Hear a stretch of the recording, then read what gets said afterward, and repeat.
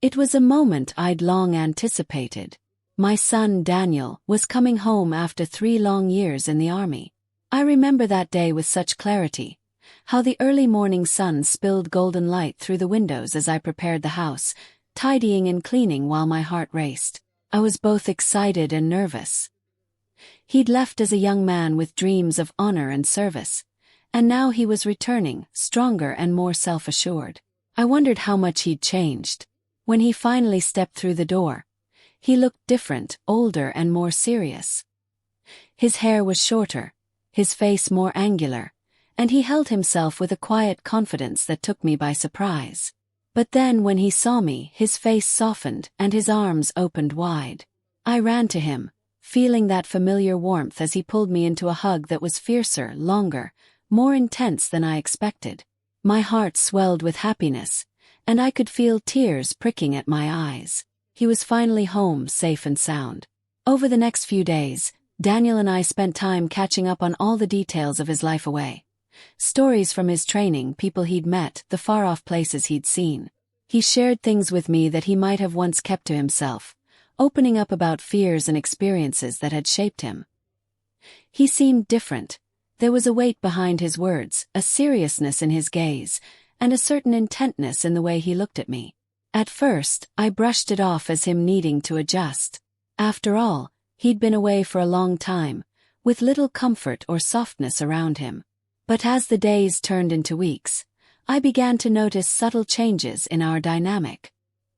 He lingered around me, always finding an excuse to be close, helping me with chores, joining me for late-night cups of tea. His laughter was deeper, his gaze warm, and sometimes I felt as if he were looking through me, seeing more than I realized. I'd catch him watching me out of the corner of his eye, his gaze lingering a second too long before he looked away, as if he were seeing me in a way I hadn't expected. One evening, as we were cleaning up after dinner, he offered to dry the dishes while I washed. We fell into an easy rhythm, the silence between us comfortable, punctuated only by the sound of running water. Then he started talking, his voice softer than usual. "Mom," he began, almost hesitant. It's strange being back. It feels like I don't belong, yet everything's so familiar." I glanced over at him and noticed how his brows were furrowed. His mouth pulled into a pensive line. "It just takes time," I said gently. "It's a big change coming home. I can only imagine how much you went through over there." He nodded, his expression softening as he looked down at the towel in his hands. "No. And it's not just being back here, but," he trailed off, his eyes meeting mine, and something unspoken lingered between us. We held each other's gaze for a moment too long, and I felt my heart give a small, uneasy skip. His gaze wasn't just that of a son looking at his mother. There was something more to it, a depth that unsettled me, a sense of longing or need that he seemed to be holding back. I tried to break the tension with a gentle smile. "It'll take a little time for us both to adjust, I think. But I'm here for you, Danny. Always." He looked down, his lips pressed together in a small, almost sad smile. He nodded, and as he dried his hands and stepped back, I felt the weight of the unsaid words hanging between us. As the days went on, I continued to notice small things that fueled this strange unease.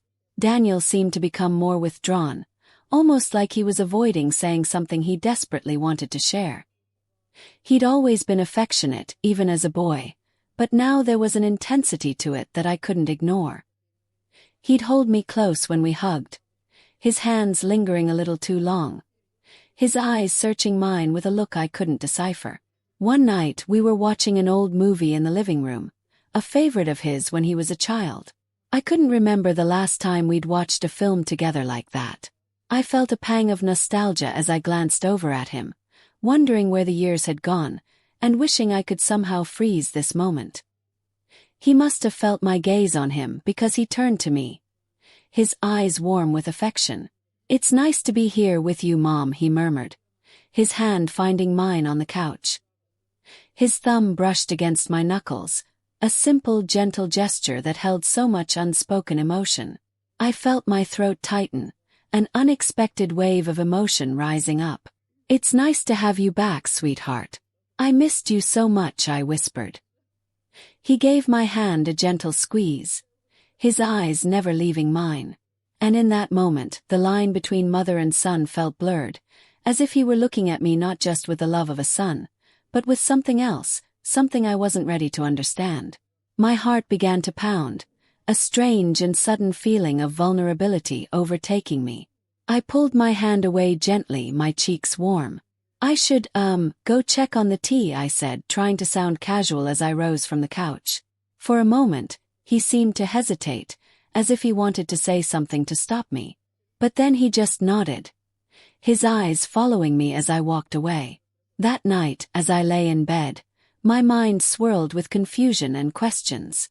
I wondered if maybe it was all in my head, that maybe I was misinterpreting his looks and gestures. I told myself he'd been through a lot, that he was simply reconnecting, adjusting, and that everything would return to normal with time. But deep down I knew something had changed.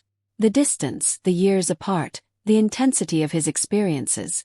Something had stirred feelings between us that neither of us knew how to handle. And as I lay there, wide awake in the silence of the night, I realized that coming to terms with these feelings, with what lay between us now, would be more difficult than I ever could have imagined. In 2 days Daniel will have his birthday. He will turn 20. I offered to organize a party for him, invite a lot of guests, and cook delicious food.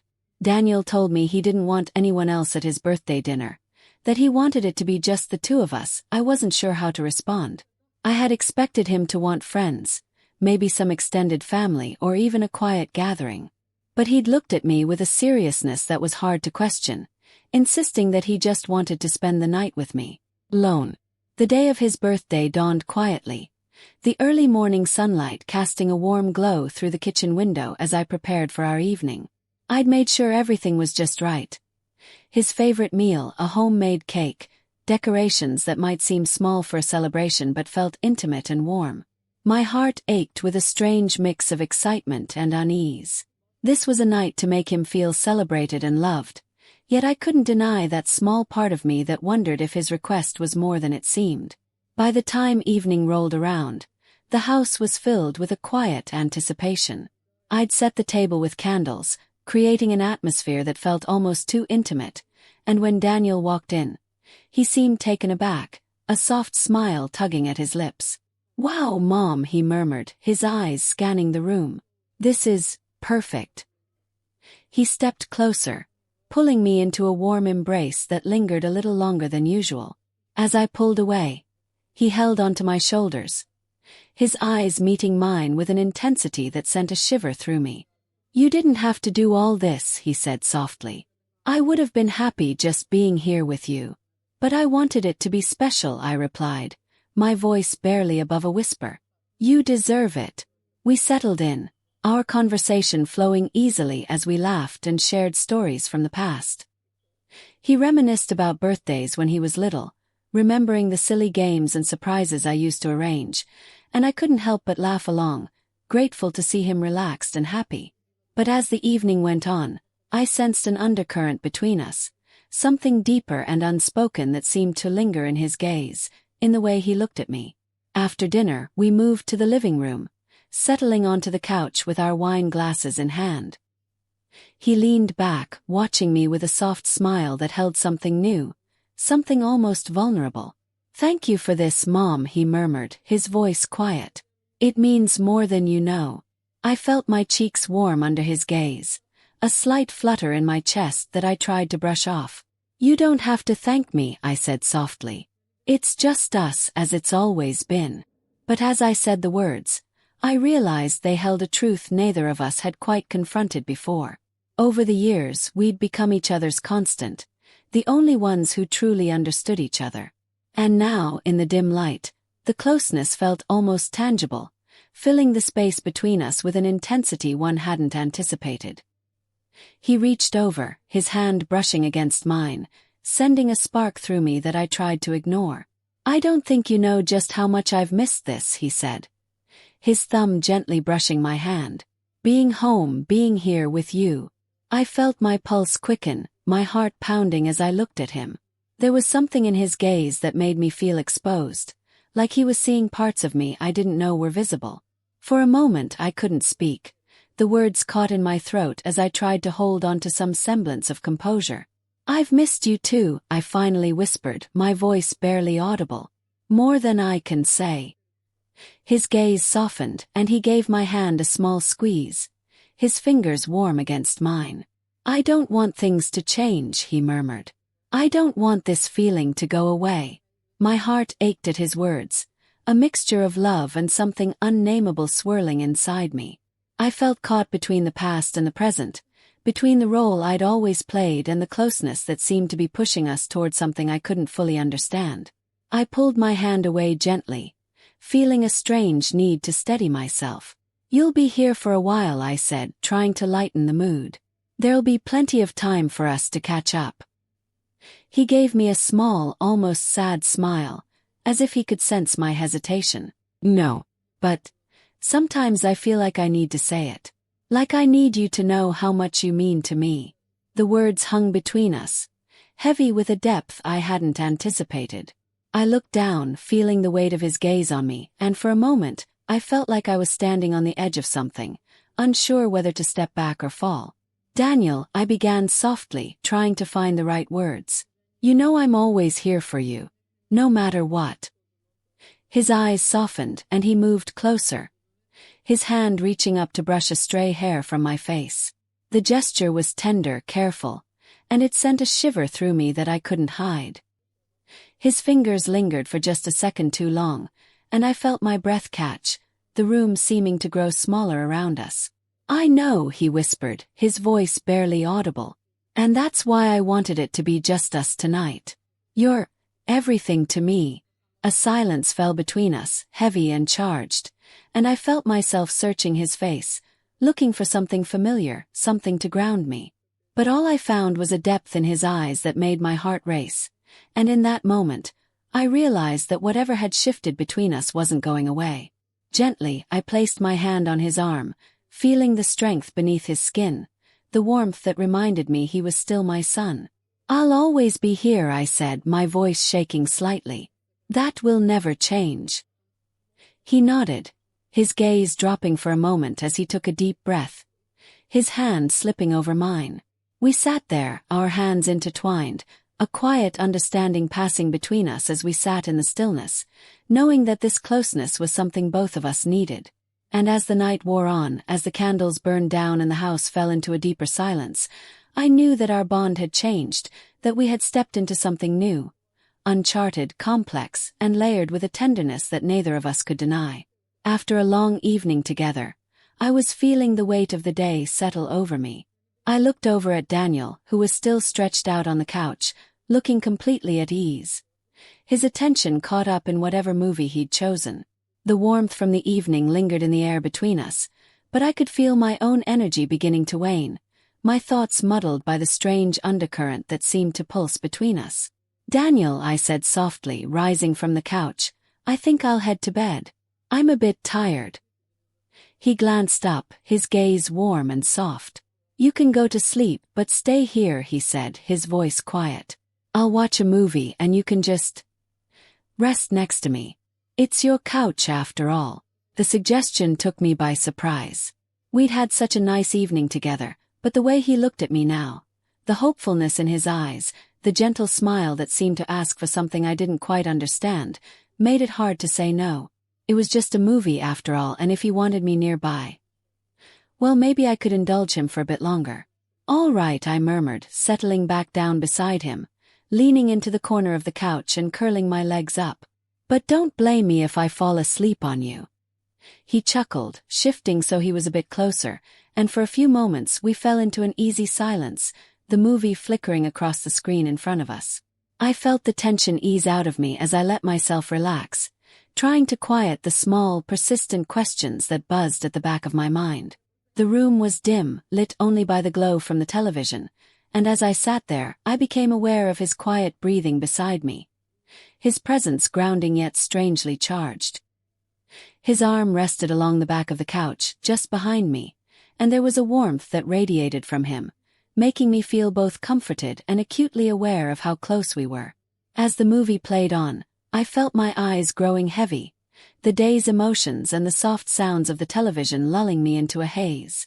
My head began to lean back, brushing against his arm, and I closed my eyes, letting go of the small, nagging thoughts that kept trying to pull me out of the moment.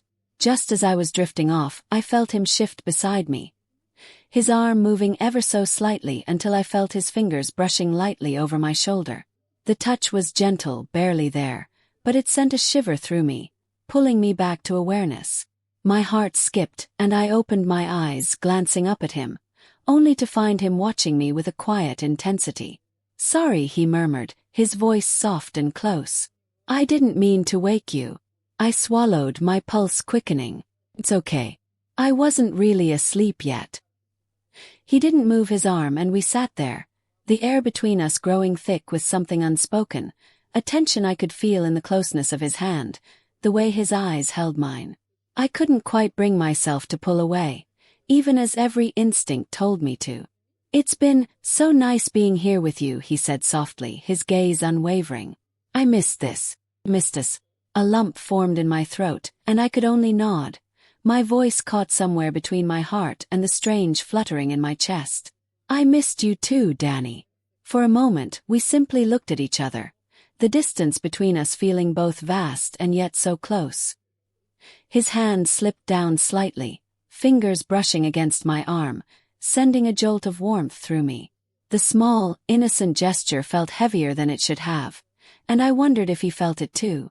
"Hey, I should really go to bed," I whispered, my voice unsteady. "It's been a long day." He looked at me, his gaze softening. "I understand, but maybe we can do this again sometime." I nodded, a small, tentative smile forming on my lips. "I'd like that."